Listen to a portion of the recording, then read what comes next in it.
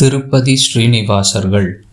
திருப்பதியில் துருவ ஸ்ரீனிவாசர், போக ஸ்ரீனிவாசர், கொலுவு ஸ்ரீனிவாசர், உக்ர ஸ்ரீனிவாசர், மலையப்பர் என 5 ஸ்ரீனிவாசர்கள் உள்ளனர். இவர்களை பஞ்சபேரர்கள் என்பர். துருவ ஸ்ரீனிவாசர் சுயம்பு மூர்த்தியான இவரே மூலவராக இருக்கிறார். சாலகிராம கல்லால் ஆன இவர் 10 அடி உயரம் கொண்டவர். ஸ்தானகமூர்த்தி, துருவமூர்த்தி, துருவபேரம், கோவிந்தன், ஸ்ரீவாரி, பாலாஜி என்றும் இவருக்கு பெயர் உண்டு.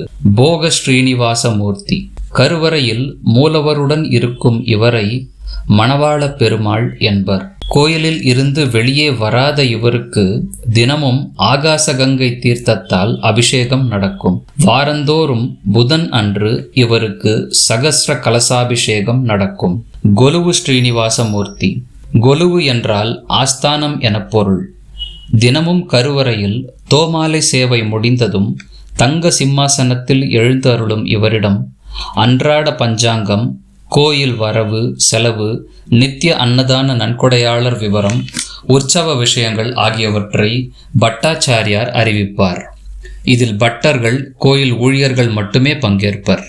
உக்ர ஸ்ரீனிவாச மூர்த்தி வேங்கடத்து உறைவார், ஸ்நபன பேரர் என்றும் இவருக்கு பெயர் உண்டு. 14ஆம் நூற்றாண்டு வரை உற்சவமூர்த்தியாக இருந்தவர் இவரே. சூரிய ஒளி மேனியில் பட்டதும் இவர் உக்ரமாகி விடுவார்.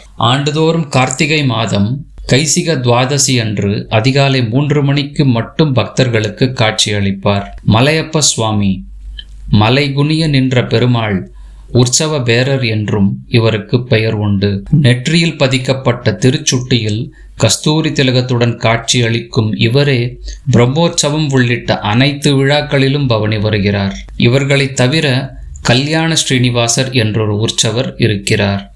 திருமலைக்கு வர இயலாத பக்தர்களின் குறை போக்குகிறார் இவர்.